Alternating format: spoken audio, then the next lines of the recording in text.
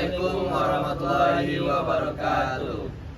Selamat malam Bapak, perkenalkan kami dari kelompok 4 Sistem Tertanam 3 yang beranggotakan saya Muhammad Asad Mufadal, Saya Muhammad Dafa. Saya Andri Fawadi. Saya Kalamullah Ali Nurmaiman. Saya Imadi Yaksan.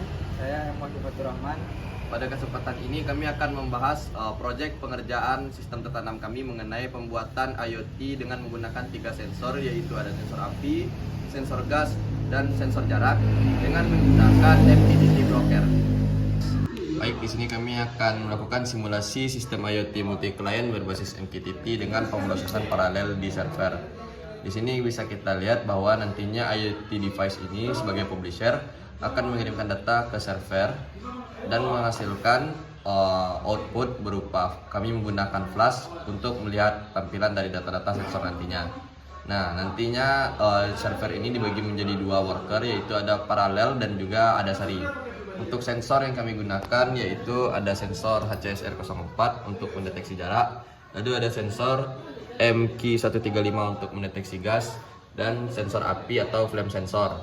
Juga menggunakan ESP32 dev modul 1. Selanjutnya kami menggunakan kabel jumper dan juga kabel USB untuk menghubungkan dayanya, dan 2 breadboard untuk menghubungkan ESP ini.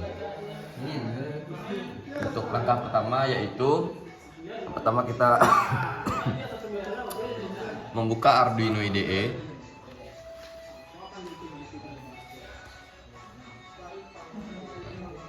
Nah, pada Arduino IDE ini kita akan memilih yang pertama yaitu adanya ESP Dev32 Dev modul untuk melihat dan menghubungkan ke dalam ESP ini. Di sini dapat digunakan COM16.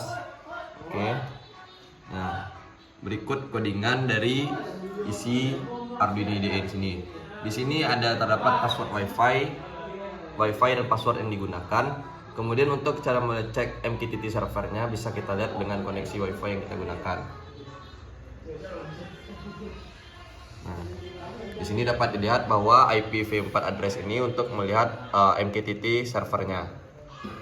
Nah, selanjutnya nanti kita akan compile. Nah, di sini saya telah compile file tersebut dan bisa dilihat outputnya dari serial monitor bahwa di sini bernilai 1, maksudnya itu tidak mendeteksi gas atau api.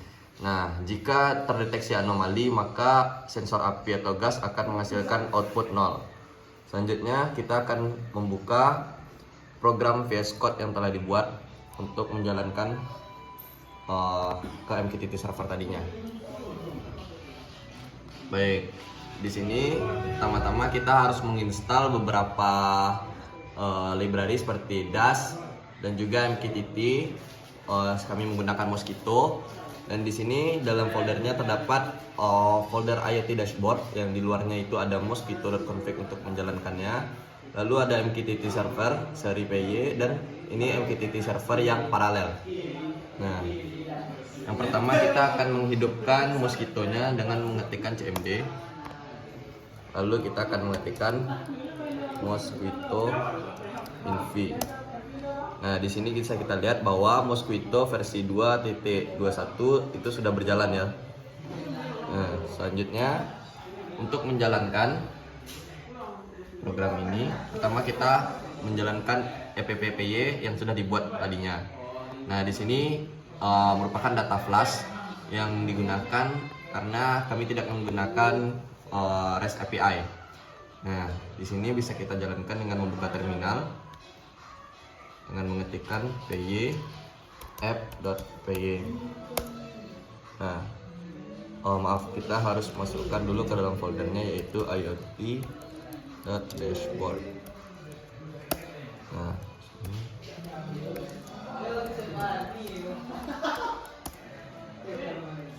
Nah, di sini bisa dilihat bahwa EPPPY sudah berjalan. Selanjutnya kita menambahkan terminal baru untuk menjalankan si MQTT servernya. Baik, selanjutnya kita akan menjalankan config Mosquito-nya. Di sini dengan cara Mosquito -c Mosquito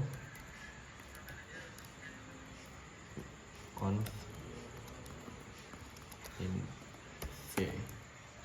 Oke, di sini dapat terlihat Mosquito versi 20221 sudah berjalan.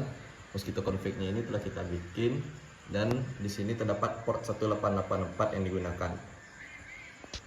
Maka selanjutnya kita akan membuka terminal baru lagi untuk membuka atau menjalankan MQTT serial seri.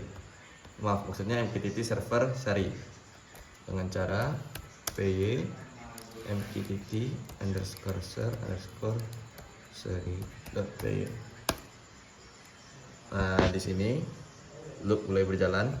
Kita akan merestart ISP-nya.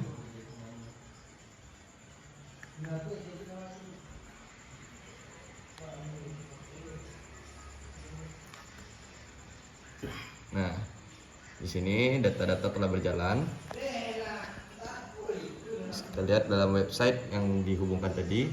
Di sini masih terdeteksi bahwa tidak ada api atau gas yang terdeteksi.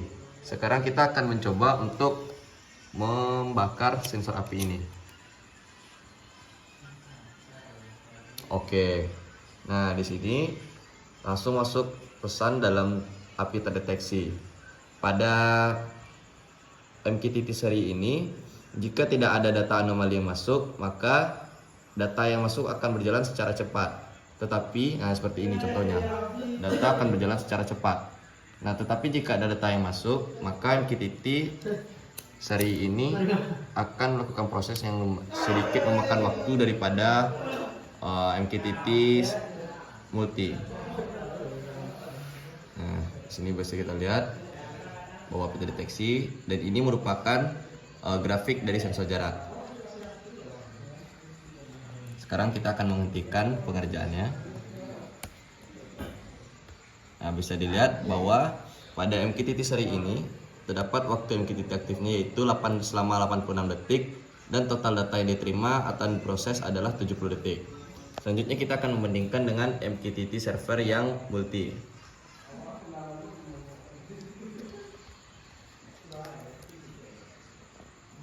Yang paralel maksudnya. Nah, sini kita akan menjalankan MQTT paralel ini dengan memasukkan broker yang sama dengan koneksi WiFi yang digunakan. Nah, oke, dengan cara mengetikkan py mqtt underscore server.py. Nah, baik, sekarang ini merupakan data dari proses MQTT yang paralel. Nah, bisa dilihat data yang keluar ini sangat jauh lebih cepat daripada MQTT seri. Nah, di sini bisa dilihat bahwa masih belum terdeteksi adanya api atau gas yang muncul. Nah, sekarang kita bisa lihat. Nah, masih belum ada data yang muncul ya. Jadi kita akan mencoba untuk membakar lagi sensor api ini. Nah, selama 1 detik data timestampnya terlihat bahwa adanya api yang terdeteksi pada sensor api. Nah, nantinya akan masuk notifikasi ke dalam Gmail seperti ini. Bisa kita buka. Nah, bisa dilihat bahwa di sini terdapat deteksi api terdeteksi, deteksi gas terdeteksi. Mengapa deteksi gas terdeteksi? Ini karena sensor gas yang kami gunakan memiliki sedikit masalah karena mungkin adanya kendala dari output yang digital, sedangkan kami menggunakan DSP, output analog maksudnya, sedangkan kami menggunakan DSP. Untuk data anomalinya bisa kita lihat dengan cara mencabut pin analog outputnya. Nah, ketika data analog dicabut, maka nantinya akan terdeteksi bahwa adanya gas yang bocor. Nah, ini termasuk data anomali karena data yang tidak pasti, tidak ada pengukurannya. Ini merupakan contoh jika terjadinya adalah terdeteksi gas. Nah, sekarang kita pasang lagi.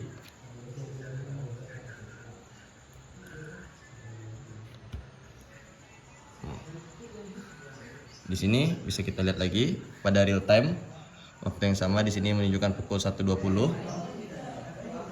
dan di laptop juga menunjukkan pukul 1.20, terdapat notifikasi bahwa terdeteksi adanya gas, sedangkan api aman. Nah, di sini pada MQTT paralel dijalankan dalam waktu selama 405 detik dan dapat didapati total data yang diterima dan diproses yaitu adalah 401 detik. Jadi dapat disimpulkan bahwa jika tidak ada anomali yang mengakibatkan notifikasi, maka seri lebih cepat. Namun jika ada anomali yang mengirimkan notifikasi ke dalam Gmail, maka paralel jauh lebih cepat dikarenakan pada seri data setelah harus menunggu email setelah terkirim. Sedangkan pada paralel masing-masing data mempunyai worker sendiri, yaitu ini workernya ini. Nah, workernya ini ada menggunakan 3 worker, dan selagi salah satu worker mengirimkan notifikasi, worker yang lain tetap berjalan mengerjakan secara bersamaan. Baik, sekian video demonstrasi pengerjaan proyek sistem tertanam kami. Assalamualaikum warahmatullahi wabarakatuh.